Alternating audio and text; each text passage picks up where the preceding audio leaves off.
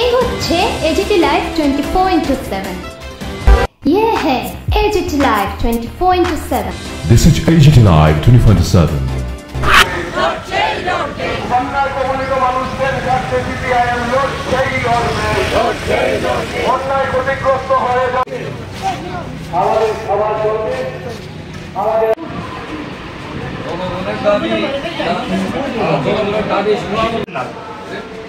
আমরা তো প্রথম কথা আমরা যে দাবিগুলো নিয়ে আইছি দাবিগুলো কি কোনো উত্তর দিতে পারবেন কিনা? নিশ্চয়ই না।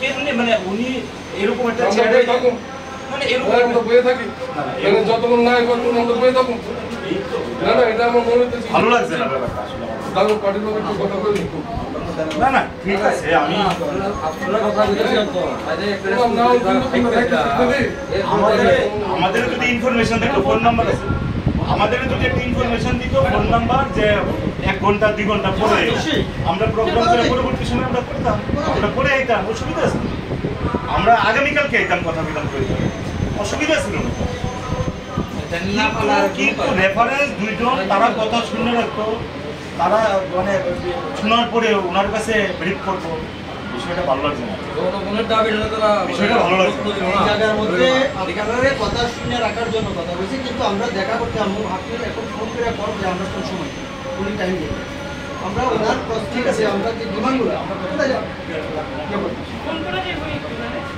কিন্তু ম্যাডাম মিটিং আছে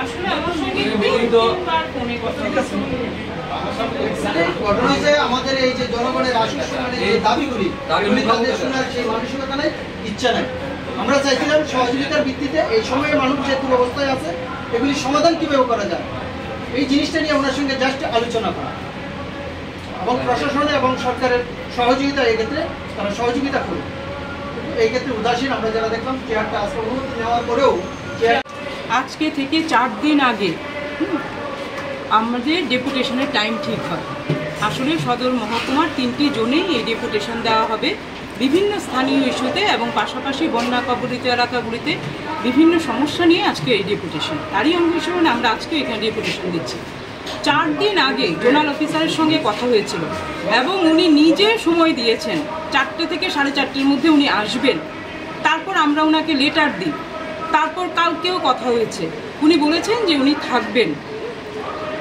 সেই মতোই আমরা এসে তো আজকে দেখলাম যে উনি নেই ওনার সঙ্গে আমরা ফোনে যোগাযোগ করি উনি বলেছেন যে এখন মিটিং আছে আমরা বলেছি যে প্রয়োজন বোধে আমরা 2 ঘন্টা 3 ঘন্টা 4 ঘন্টা পর্যন্ত ওয়েট করব উনি যতক্ষণ পর্যন্ত না আসবেন আমরা এখানে বসে থাকব কারণ জনগণের দাবি সেগুলো আমরা আজকে ওনার সঙ্গে কথা বলি কারণ এমন কিছু দাবি আছে যেগুলো মিউনিসিপ্যালিটি সংক্রান্ত মিউনিসিপ্যালিটি সেগুলো মানে সেই সমস্যাগুলোর সংশোধন করতে পারে এখন উনি যদি না থাকেন হ্যাঁ তাইলে সেই দাবিগুলো আমরা কার কাছে রাখবো উনি বলছেন যে এগুলো দিয়ে যেতে রেখে গেছেন দুজনকে কিন্তু ওনারা কি বুঝবেন আমাদের কথা জোনাল অফিসার থাকলে যতটুকু গুরুত্ব দিয়ে উনি শুনতেন বা আমরা বলতাম আজকে ওনার যারা আছেন ওনাদের কাছে আমরা পেপারসগুলো দিয়ে যাব তাতে লাভ হলো কি আমরা তো এসছি জনগণের সমস্যাগুলো নিয়ে ওনার সঙ্গে কথা বলতে তার জন্য আমাদের ডিসিশন এটাই হয়েছে যে আমরা এখানে বসবো উনি যতক্ষণ পর্যন্ত না আসেন আমরা আমাদের দাবি ওনাদের কাছেই শুনিয়ে তারপর আমরা এখান থেকে যাব আপনারা তো আগে টাইম নিয়েছেন সময় নিয়েছেন একদম টাইম নিয়েছি কি টাইমে দিয়েছিল টাইম 4টে থেকে 4:30 তো এখন আপনি গতকালকেও কথা হয়েছিল উনি বলেছেন যে আসুন আপনারা উনি বলেছেন যে এটা কি প্রতিনিধিত্বমূলক ডেপুটেশন না মাস ডেপুটেশন আমরা বলেছি যে মাস ডেপুটেশন তো এখন এসে দেখলেন না মানে কি কোনো অন্য কোনো কারণ হতে পারে বলতে মনে হচ্ছে হতেই পারে যেটা সারা রাজ্যে এখন চলছে ডেপুটেশন আমরা দিতে যাচ্ছি বিভিন্ন জায়গায় গিয়ে দেখছি যে অফিসার নেই সেটাই হয়েছে তারই রিপিটেশন এখানেও হয়েছে এটা মানে এখন ত্রিপুরা রাজ্যের কালচার হয়ে দাঁড়িয়েছে এটা এখন কি আপনারা ওয়েট করবেন নিশ্চয়ই আমরা ওয়েট করব যখন না আসবে তো আপনারা বসে থাকবেন হ্যাঁ যতক্ষণ পর্যন্ত না না নিশ্চয়ই ওনার সঙ্গে কথা হয়েছে আমাদের বক্তব্য হচ্ছে উনি যদি ডেপুটেশনটা না নিতেন উনি বলতেন আমার ফোন নাম্বার আছে ওনার কাছে উনি ফোন করে বলতে পারতেন যে আমার মিটিং করেছে আর্জেন্ট মিটিং আমি থাকতে পারছি না আমার সাবঅর্ডিনেট কেউ আছে উনি নেবেন কিন্তু না তা তো বলেন আপনারা জানেন গত 31 এবং 1 তারিখ আগরতলা শহর সহ রাজ্যের নানান জায়গায় মানুষ দারুণভাবে বন্যা কবলিত হয়েছিল এবং আমরা দেখলাম বন্যা যখন শেষ হয়ে গেছে তখন তার চেহারা আরও করুণ। এলাকায় এলাকায় ভয়ানক অবস্থা। আমরা এই বন্যা পরবর্তী অবস্থা নিয়ে সিপিআইএম সদর মহকুমা কমিটির পক্ষে সদর মহকুমা শাসকের নিকট গিয়েছিলাম ডেপুটেশনে। 7 দফা দাবি ওনার হাতে তুলে দিয়েছিলাম। আমরা সেদিনই ঘোষণা দিয়েছিলাম যে সদর মহকুমা শাসক এই দাবিগুলি যদি যথাযথভাবে ব্যবস্থা গ্রহণ না করে আমরা আগরতলা পৌর নিগমের অন্তর্গত আমাদের যে 3টা জোনাল অফিস, এই জোনাল অফিসে এই দাবিগুলো নিয়ে আমরা পৌর প্রশাসকের নজরে নিয়ে যাওয়ার চেষ্টা করব। এরই অঙ্গ হিসাবে আজকে আমাদের যে পৌর নিগমের যে উত্তর জোন, এই উত্তর জোনের যিনি এডিশনাল মিউনিসিপ্যালিটির কমিশনার আছেন এএমসির, ওনার কাছে আমরা এসছি। আমাদের দাবি সনদ দিয়ে প্রতিনিধিরা যাবেন।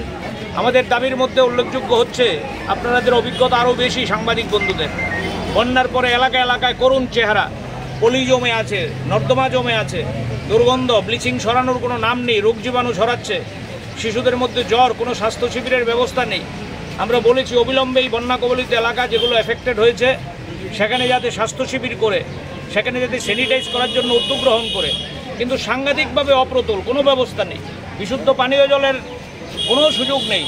বিশুদ্ধ পানীয় জল না খেয়ে পেটের রোগ ছড়াচ্ছে, কিন্তু সরকার পৌর নিগম কোনো নজর দিচ্ছে না। কিন্তু তারা বলছে তারা triple engine, double engine, flax লাগাচ্ছে, প্রচার করছে। শুধু তাই না, ড্রেনের অবস্থা, কৃষি জমির অবস্থা, পুকুর, কৃষক আমাদের যারা মৎস্যচাষী, প্রচুর পুকুর জলে ভেসে গেছে, তাদের কোনো সরকারি সাহায্য নেই। আমরা ডিমান্ড আপনাদের কাছে তুলে দেব এই দাবিগুলি। আমরা বলেছি যে কৃষকরা যে ক্ষতিগ্রস্ত হয়েছে তাদেরকে ক্ষতিপূরণ দাও, যারা মৎস্যজীবী ক্ষতিগ্রস্ত হয়েছে তাদেরকে ক্ষতিপূরণ দাও, বিভিন্ন জনের ঘর ভেঙেছে, বাড়ি ভেঙেছে, দোকান ভেঙেছে, তাদেরকে ক্ষতিপূরণ দাও। এবং এই ক্ষতিপূরণ দেওয়ার ক্ষেত্রে কোনো রাজনীতি চলবে না। আজকেও আমরা খবরের কাগজে দেখেছি 1 বছর আগে বন্যা হয়েছে, এখনও ক্ষতিগ্রস্তরা সাহায্য পাননি। তখন এখানে কি হবে আমরা বুঝতেই পারছি। এই নিয়েই আমরা এসেছি সরকারের নজরে নেওয়ার জন্য।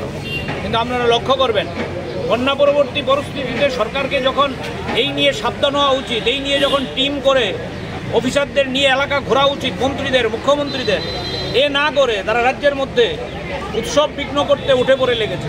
ঈদের উৎসব করা যাবে, জায়গায় জায়গায় এই নিয়ে গণ্ডগোল পাকাচ্ছে। এবং গত পরশুদিন শান্তিপাড়াতে আগরতলা যা ঘটনা ঘটলো, তো গণতন্ত্রের লজ্জা। অনেকে বলছে আপনারা কি শাহজাহানের পক্ষে? আমরা শাহজাহানের পক্ষে না বিপক্ষে নিয়ে তো কথা বলতে চাইছি না, এটা প্রসঙ্গক্রমে বলছি। আজকের এজেন্ডা না আমাদের। একজন ভদ্রলোক যদি সোশ্যাল মিডিয়ায় অন্যায় করে থাকে তার জন্য আইন আছে, এই আইন অনুযায়ী ব্যবস্থা হবে। লজ্জার ঘটনা, মুখ্যমন্ত্রীর বিধানসভা এলাকা রাতের অন্ধকারে সমাজবিরোধীরা গিয়ে তাণ্ডব করে দিল। অগণতান্ত্রিকভাবে তাদের বাড়ি থেকে বের করে দেওয়ার জন্য হুমকি দেওয়া হচ্ছে। আমি ঘটনা প্রসঙ্গে বললাম এই কারণে সরকারের যখন নজর দেওয়া উচিত বন্যা দুর্গতদের সাহায্যার্থে, এদিকে নজর না দিয়ে তারা রাজ্যের উৎসব যখন আনন্দে করার কথা একটা সম্প্রদায়ের, এই উৎসবের মধ্যে বাধা দিচ্ছে। এই নিয়ে যারা কথা বলছে তাদের বাড়িতে হামলা করছে, পুলিশকে চাপ দিচ্ছে, অপরাধীরা ঘুরে বেড়াচ্ছে আর পুলিশকে চাপ দিচ্ছে ভালো মানুষকে ধরে নিয়ে যাও। বৃদ্ধ একটা ভদ্রলোক, ওনাকে কারাগারে পাঠিয়ে দিয়েছে। এটা কোন রাজ্য? এটা কোথায় বাস করছি আমরা? আইন শৃঙ্খলার লেশ মাত্র নেই। এই নিয়েই দেখেছেন আপনারা আজকে এই প্রচণ্ড তাপদাহ। এই তাপদাহের মধ্যেও আমাদের বন্ধুদেরকে আটকে রাখতে পারেনি, তারা মিছিল করে এখানে এসছেন। আমাদের প্রতিনিধিরা এখানে যাবেন, নিশ্চয়ই প্রতিনিধি দলের পক্ষে অফিসার সাহেব কি বললেন এই নিয়ে আপনারা জানবেন। আপনারা আমাদের প্রতিনিধি, আমাদের যে ডেপুটেশন তার কপি নেবেন, আপনাদের কাছে আহ্বান থাকবে আপনারা সরকারের নজরে নেওয়ার জন্য আমাদের সাথে সাথে আপনারাও ভূমিকা নেবেন। এই যে জঙ্গলরাজ, এই যে মানুষের বিরুদ্ধে সরকার, এটা চলতে পারে না। মানুষে এটা সুরাহা করবে, এই কারণেই আমরা গণ ডেপুটেশনে সামিল হয়েছি। ওদিন আমরা প্রতিনিধি দল নিয়ে গেছিলাম, আজকে মানুষকে নিয়ে সামিল হয়েছি। আপনাদের জানার জন্য বলছি, আগামীকাল পূর্ব জোনালে আমরা এইভাবে গণ ডেপুটেশন দেব। 13 তারিখ আমরা সিদ্ধান্ত করেছি আমাদের সেন্ট্রাল জোনে আমরা এই গণ ডেপুটেশনে সামিল হব। এই গণ ডেপুটেশনের মধ্য দিয়ে যদি সরকারের ঘুষ না ফিরে আমাদের আরও বৃহত্তর আন্দোলনে যেতে হবে।